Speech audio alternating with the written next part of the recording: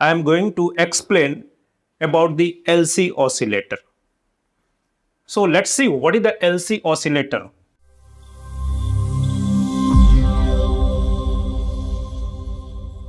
Good afternoon everyone. My name is Vijay Kumar and today I am going to explain about the LC oscillator.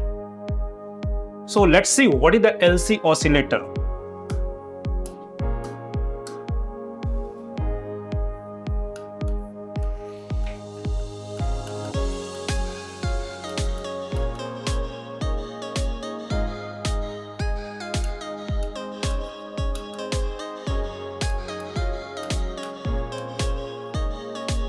As LC जो है आपका indicate करता है कि जो this is the circuit that consist of the inductor and the capacitor.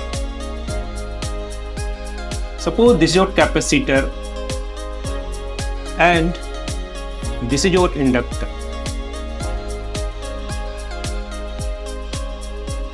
Suppose the capacitance of the capacitor that is given as C. और मान लेते हैं कि कैपेसिटर पर जो इनिशियल चार्ज है that is the maximum charge. We can say this is your positive plate and this your negative plate. The maximum charge on the capacitor it is Q0 जो कि आपका पॉजिटिव प्लेट पे होगा and minus Q0 that will be on the negative plate. तो ये जो situation है at time t is equal to 0 and the inductance of this inductor we consider as the L.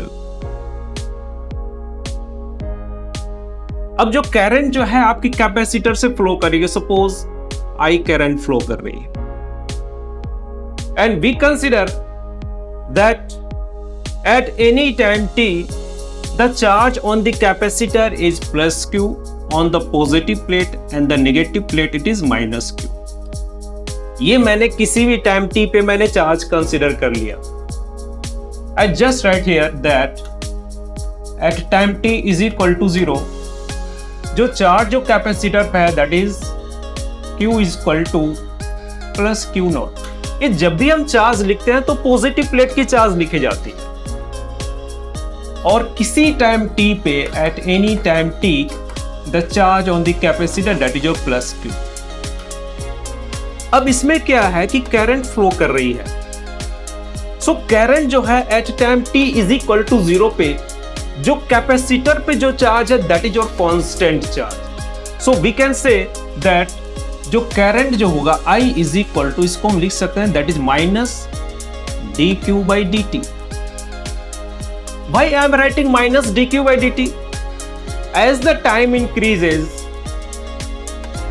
As जैसे जैसे time हमारा increase हो रहा है कैपेसिटर पे चार्ज हमारा क्या हो रहा है, रिड्यूस हो रहा है. So I have written I is equal to minus dq by dt. अब at time t is equal to 0 पे जो है कैपेसिटर पे charge constant at is plus Q0. So what is the rate of flow of charge that will be 0. So we can write that the current is equal to 0 at time t is equal to 0. So these are constant for the LC oscillator. अब जैसे कि current क्या है di by dt जो है ये आपका increase हो रहा है. यहां पे हम लिख सकते हैं कि जो di by dt जो है it is positive, it is greater than 0 क्योंकि at time t is equal to जो करंट जो है वो क्या है 0 है. और जैसे जैसे टाइम इंक्रीज हो रही है di by dt means current जो है इंक्रीज हो रही है. It means we can say that di by dt that is greater than 0, it will be positive. अब यहाँ पे जो ये जो करंट जो पास करेगी through the inductor, so inductor में क्या है, what is the potential across the inductor that we have to find out. अब जैसे जैसे आपकी जो है करंट इंक्रीज होगी तो flux that is passing through the flux passing through this inductor also increases. यहाँ पे phi इंक्रीज हो रही है. As I increases, the flux across the inductor that also increases. So as we know from the Lentz's law कि जो direction of the induced EMF that will be in such a way that it will oppose the flux. The direction of induced EMF is such that it oppose the cause फिर produces it, तो ये इसको oppose करेगा। अगर ये oppose करेगा तो इसके क्रॉस जो इंड्यूस्ड जो पोटेंशियल होगा, this will be the induced potential. Now we are writing the equations. अगर हम सर्किट को हम इस तरह कंसीडर करें इन एंटी क्लॉकवाइज डायरेक्शन, तो यहां पे पॉजिटिव टू नेगेटिव हो रहा है, इसको हम लिख सकते हैं that is it is minus of L D I by D T. अब ये जो है अगर हम यहां पे जाएंगे तो क्या कर रहा है, इसकी चार्ज जो है ये नेगेटिव से पॉजिटिव इंक्रीज हो रही है, मतलब पोटेंशियल इंक्रीज हो रही है। और कैपेसिटर के क्रॉस जो पोटेंशियल है वो डिपेंड करती है what is the charge on the capacitor, that is equal to it is plus Q by C and that is equal to 0। अब यहां पे मैंने इक्वेशन निकाला है I is equal to minus D Q by D T, so we can write as D I by D T that is equal to minus D two Q by D T square. अब इस value को हम इस equations में, suppose I name this equation as the 1, इस equation में इसका value D I by D T का वैल्यू सब्स्टिट्यूट कर रहा हूं। So what we get as this is L into D two Q by D T square plus Q by C that is equal to 0। So we can write as L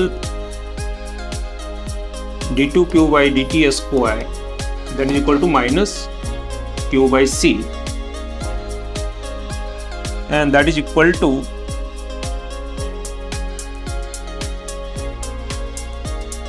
dt square is equal to minus q divided by LC। अब इस equations को देख सकते हैं, this is in the form of the SHM equations. SHM equations क्या होता है, जैसे हम लिखते हैं acceleration d2xy dt square is equal to minus omega square into x। ये जो इक्वेशंस होती है दिस इज SHM मोशंस की इक्वेशन होती है। Now we can compare this equation. If I compare this equation तो हम लिख सकते हैं जो एंगुलर फ्रीक्वेंसी जो ओमेगा हो जाएगी that is equal to root under of 1 by L C. This is the frequency, angular frequency. इसका मतलब we can write this equation in the form of the SHM equations. So what is the SHM equations, that is equal to Q is equal to it is A cos of omega t plus 5। अब यहां पे मुझे parameter जो है we have to find out what is A and what is 5। This things we have to determine. तो इस चीज को डिटरमाइन करने के लिए वी यूज जो हमने कांस्टेंट जो लिखा है इसके बेसिस पे हम इसको डिटरमाइन कर सकते हैं।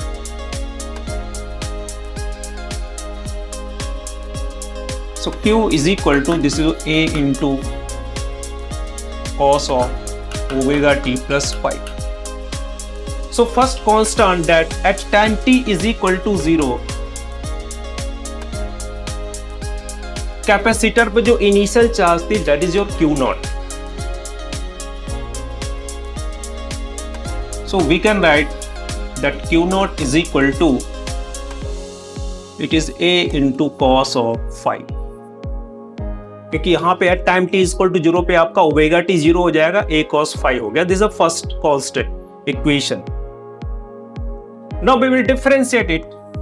अगर इसको हम डिफरेंशिएट करेंगे तो ये dq by dt हो जाएगा, and dq by dt is equal to minus A omega sine omega t plus 5। अब dq by dt को माइनस i लिख सकते हैं, दैट इज और minus i is equal to minus A omega sine omega t plus 5। ये negative negative sign cancel हो गई। अब मुझे दूसरा कांस्टेंट ये भी पता है कि at time t equal to 0 पे जो करंट है that is current is equal to 0। at time t is equal to 0, this I is equal to 0. So this is equal to a into omega into sine of phi. तो यहां से हमारा ये आ गया sin phi जो हो जाएगा आपका, ये 0 हो जाएगा, means phi is equal to 0. अब हम इसमें इक्वेशंस को रख देंगे. So Q not is equal to, this is A into cos of 0 degree. यहां से हमारा एम्पलीट्यूड आ गया A is equal to Q not. Now finally we get equation as Q is equal to Q not cos of omega t. Means charge particle क्या कर रहा है, oscillate कर रहा है, और जिसकी एंगुलर फ्रीक्वेंसी ओमेगा है, और ओमेगा की वैल्यू क्या है, omega is equal to, it is root under of 1/LC.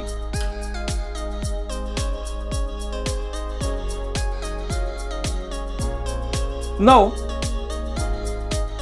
अब यहां पे हम किसी टाइम टी पे what is the total energy. So total energy किसी टाइम टी पे कैपेसिटर भी होगी और इंडक्टर पे भी एनर्जी होगी. So now we will determine the total energy at any time t.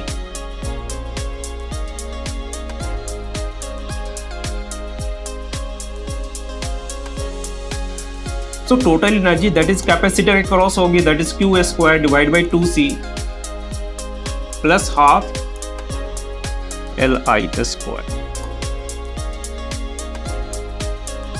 And that is equal to, यहाँ पे हम Q का वैल्यू सब्स्टिट्यूट कर देंगे. What is the value of Q? That is your Q naught square into cos square omega t divided by 2c plus 1/2 into L. अब यहां से हम I का वैल्यू रख देंगे. That is your A square omega square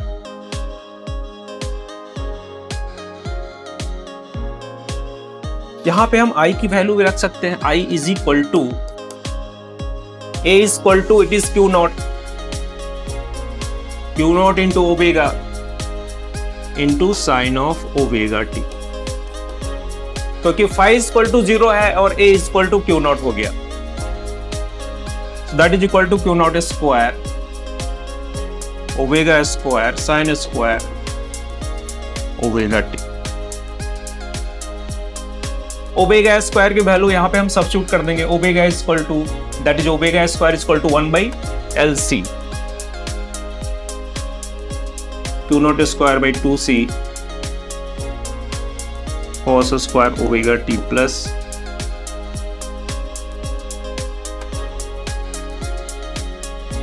1/LC sin square omega t. So this L and L is cancel out. So we get as, if we take Q naught square by 2c, it is cos square omega t plus sin square omega t, and which is equal to, this is the total energy at any time across the capacitor and the inductor. और जो total energy है, ये जो है total energy, that will be always remains constant. So this energy that has come from the conservation of energy. अगर आपकी energy capacitor के cross अगर 0 होगी तो इंडक्टर के क्रॉस मैक्सिमम आपकी एनर्जी होगी. अगर इंडक्टर के क्रॉस एनर्जी 0 है तो कैपेसिटर के क्रॉस एनर्जी आपकी 0 होगी.